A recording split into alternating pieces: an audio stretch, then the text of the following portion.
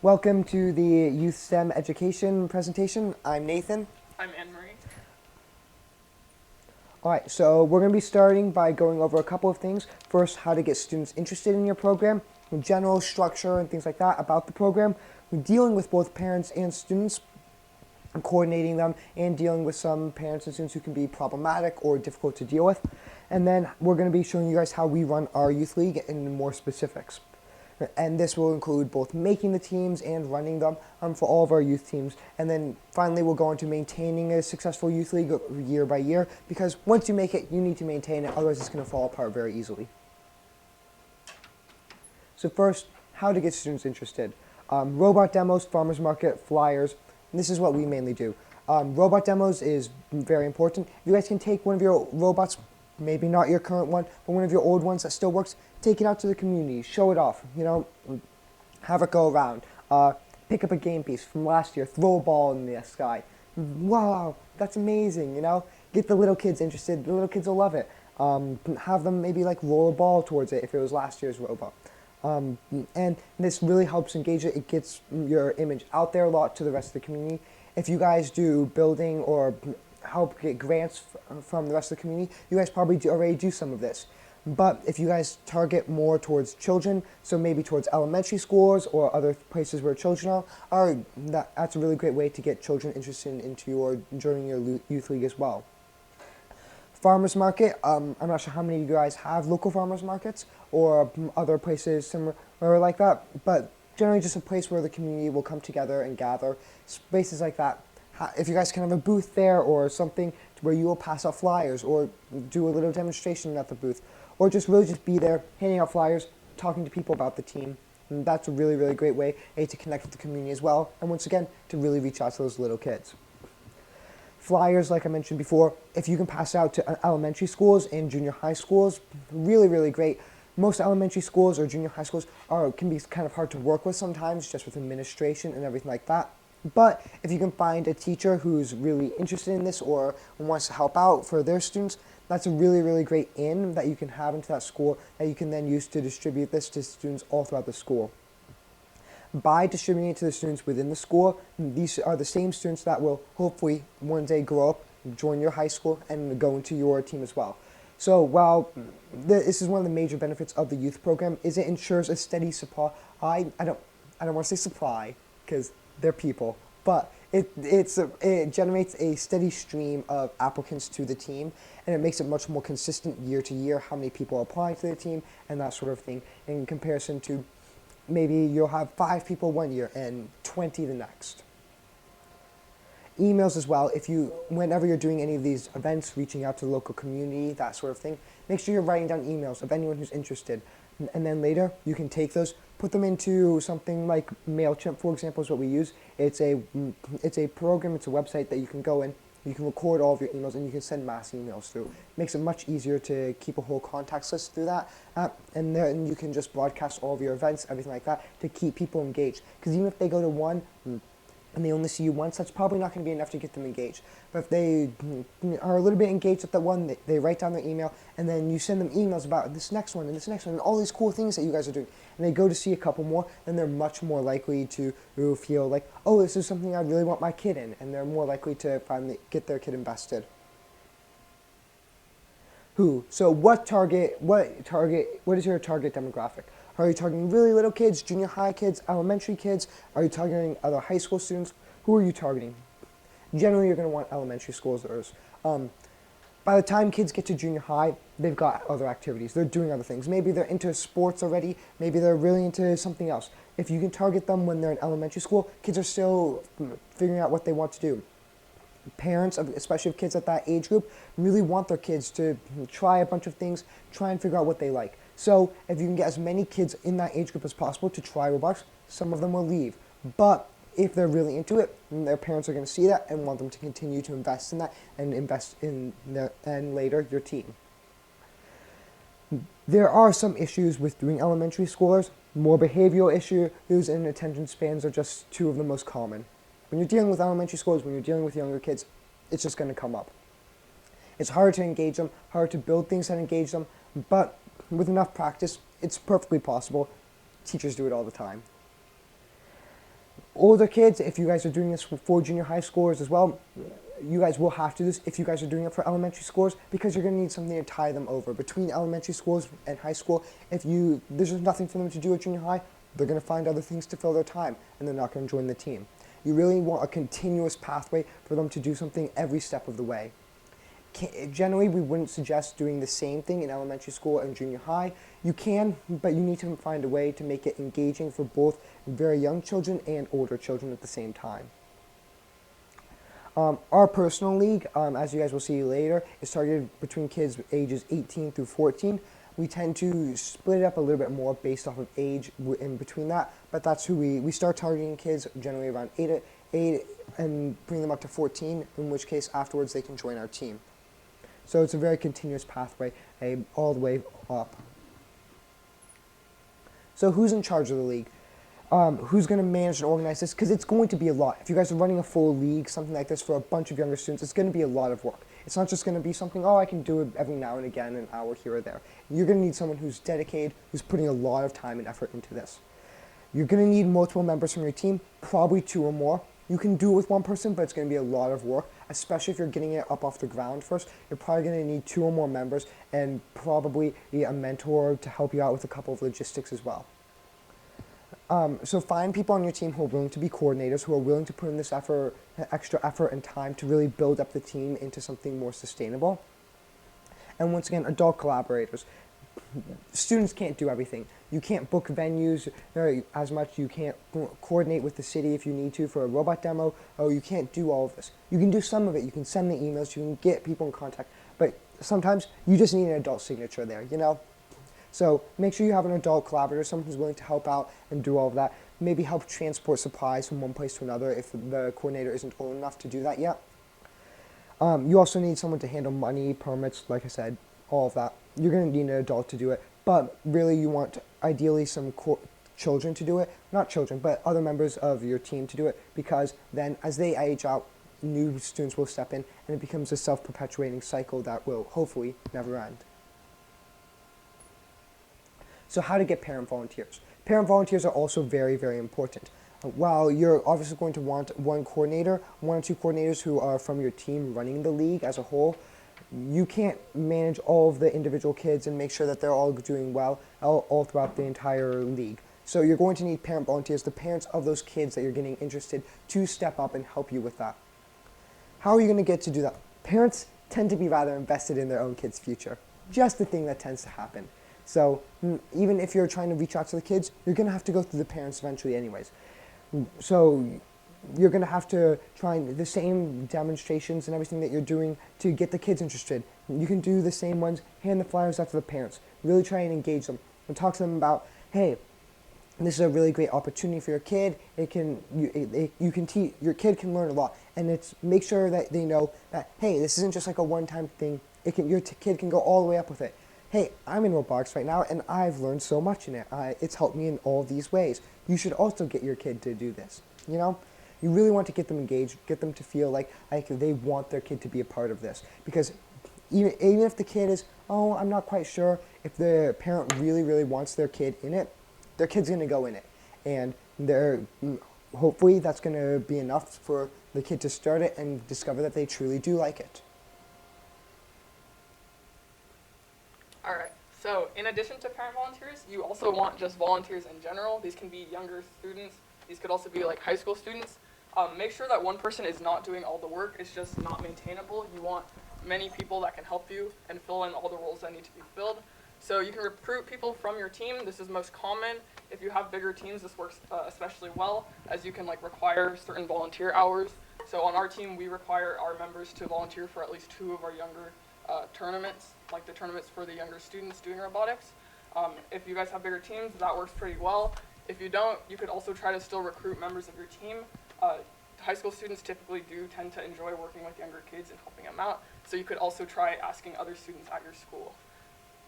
To train volunteers, you can give presentations. You can also do hands-on training.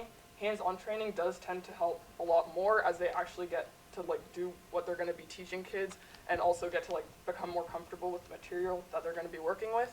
And you also want to make sure that communication between you and all the volunteers is there, because if they're not comfortable talking to you, you will not be told of problems that are occurring, and you won't be able to help solve them before they become bigger issues.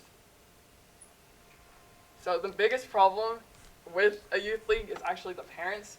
The parents really, really want their kids to have a good experience, and so they're going to pressure you a lot. So you want to make sure to be polite and respectful. You want to make sure that you're the better person. They will be rude to you, and you just want to make sure that like you're being polite so that if someone else needs to step in, you can be like, hey, like we've tried our best here. They're just not working with us. Make sure to like write down documentation if they're being like exceptionally rude, and you even emailed them. Keep track of those email records so that you can show other people later and explain the situation. If the issue with a parent does get really out of hand, you can bring in one of your adults just so that another adult can work with the adult. It tends to work better. Sometimes adults are like, oh, you're still a kid, you don't know what you're talking about. So if you bring in another adult, it sometimes helps the situation out. Yeah, as I said, a lot of parents are really demanding, so you want to make sure you have set boundaries. Like make sure they understand the boundaries so that they won't infringe upon them. And you got to remember that it's okay to say no. Like you don't have to give them everything. You need to make sure that they understand that you're not just going to give everything to them. You need to work with everyone, not just that one parent. So be polite, be firm, tell them what you can do, make sure they know that you can't give them everything. But also remember that they're really, all they want is just for their kids to have the best experience. So if there's a way for you to do that without just giving them exactly what they want, try to do that as well and keep that in mind. The students are a little easier to deal with than the parents, but sometimes they can be pretty bad still. So you want to be patient with them. They're usually younger, so they're not very mature. So you want to make sure that you're being polite to them. Don't curse or yell at them because they will look up to you and they'll be like, oh my gosh, big kid is cursing. I should copy them.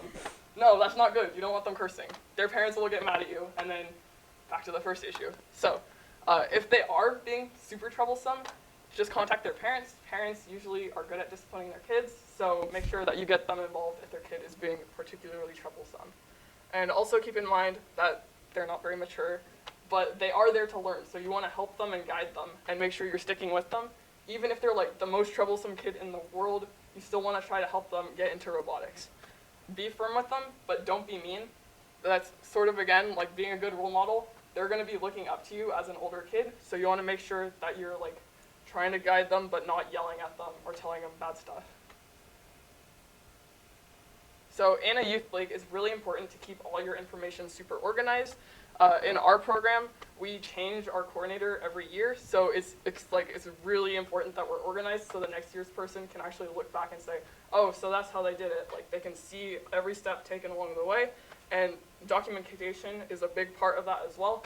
If they can't see what you did last year, they're not going to know what to do, and they're going to have a lot of questions, and that's really troublesome if the person that was previously was like a senior and they graduated and you don't have their contact information. So you want to make sure you're documenting everything. Every single step of your program, you should have documentation just so that future people know what they're looking at. This can also help like if you want to improve your program over time, because they can say, oh, this didn't work well last year. Let's try something else this year. And that way you guys can improve the program instead of every new person trying to restart the program from scratch. You also want to make sure to label materials, especially if multiple different programs are using them, just because things tend to get lost a lot and you don't want all your materials going missing and only, like if you learn a day in advance, oh, this program took all of our materials because they thought they were theirs, that's just not good. It'll cause a big problem in your program. You also want to plan well in advance. Things tend to go wrong, so you want to make sure you have ample time to take care of them. So just try to plan in advance if you can. And also think from the perspective of the parents and students that you're going to be working with. Please don't send emails at like midnight. Parents do not like learning like the morning of that they need to drop their kids off somewhere. So try to like make sure you're communicating with them. Think about what would be easy for them. The parents need to get their kids somewhere. Like don't tell them that they need to get them there the morning of. Try to give them enough time to be like, oh, so I can drop them off and then do this. Like give them time. It will reduce the number of parent emails you get by a lot, and it'll also make the parents happier with you, and you'll get less problems from them. All right, so how do you make teams? How do you take all of these interested kids and turn them into an actual youth team? So, interest forms. you're going to want to figure out which of the kids are actually interested in joining a team. And so during all of your presentations or whatever you're doing to the community, hand out forms. QRs would work, generally work pretty well. Have the parents scan them, sign their kid up to see if they're interested. Generally, this is for individuals. If you already have teams, maybe you've been doing this for a couple of years, who already are in a team and they want to keep being in a team, you should probably have a separate form at that point for pre-made teams who just want to be together. Already in the individual form, you should probably have a section that is for, hey, I've got this really good friend who's also signing up and we want to be on a team together. Because that will always give the kid a better experience, and if they get a better experience, they're more likely to stick with it. Pre-made teams are super easy. I love them. You just say, hey, okay, you've already got us to your team? Good. Your team. Yay. No work on our end. Other teams, it's much harder if you've got a bunch of individual students and you're trying to put them together. Try and keep things together, keep things organized. Like Emery said earlier, I think we've got a little bit more later on about stuff, but just remember, people drop out. Kids are going to say they're interested, people are going to say that they're interested, and then they're actually not going to be. They're going to drop out, they're going to move out, they're going to decide, hey, this isn't for me actually, and you're going to have to expect that. You're going to have to keep moving, you're going to have to be ready, especially during that time when you're building teams and you're changing them. You're going to have to be ready to really make changes really quickly if you need to. It's going to be a lot of work, but that's probably going to be the busiest couple of weeks. All right, so I touched on this a little bit earlier, but when you're making the teams, consider friendships, age, location, and gender. These are the 4 main things that we consider when we're making our youth teams. Friendships, obviously, if a kid likes someone else and that person likes them, put them together. They'll have a better experience because of it. Age, gender, and age and gender, kids tend to work better with kids around their own age and of their own gender. It just happens to be the case. What you don't want to happen is to have a team of 6 people and 5 of them are guys and 1 of them's a girl, because that can work, but at times it doesn't give the best experience for that one girl, which is unfortunate, but it is something that ends up happening a lot if you have that kind of scenario. What we find works better is if maybe you have one team that's all boys and another team that's all boys, and then you've got a third team that's all girls. That'll generally work better. You can have definitely mixed teams, but just be careful if it's much more of one gender and there's only 1 or 2 people of another. And then location. Location is mainly for parents. These teams are going to need to be able to meet up generally on their own time, is what we found works best. This is why parent volunteers are also very important, because they're going to need to figure out not just when they're meeting, but also where and everything like that, and coordinate that themselves. So having all the kids live in a very centralized location makes that much, much easier for them. And so just to make everything work better on their end, it's much better if you, when making the teams, can figure out where, you don't need their exact addresses, but roughly where all these people live so you can coordinate them into one location. Parent volunteers, they're going to be the limiting factor. What I found is a lot of parents want their kids to be in these kind of leagues. Much fewer parents are willing to actually volunteer and be coached for it, you know?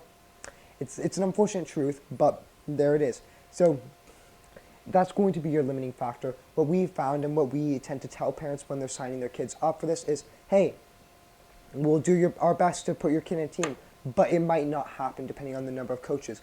But if you coach, then your kid will 100% get on the team because you'll be coaching for that team. Make sense? All right, so in our program, after we have the teams go, they build their robots, and then we host events for them to compete in. So when you're planning the events, you want to consider how many teams you'll actually be able to host.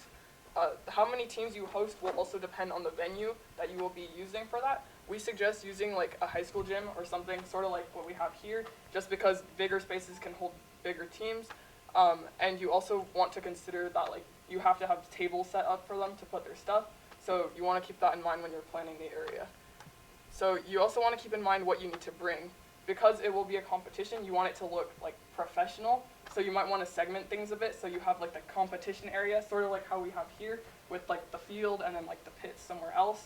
Or you can do stuff like that. You can do it however you want, but you might want to keep that in mind when you're setting up. You also want to keep in mind that you want to protect the floor. Most of the time, we actually use like school grounds as our venue, and we want to make sure that we don't scratch up the gym floor, so we will set out tarps everywhere. And you also want to keep in mind power cords.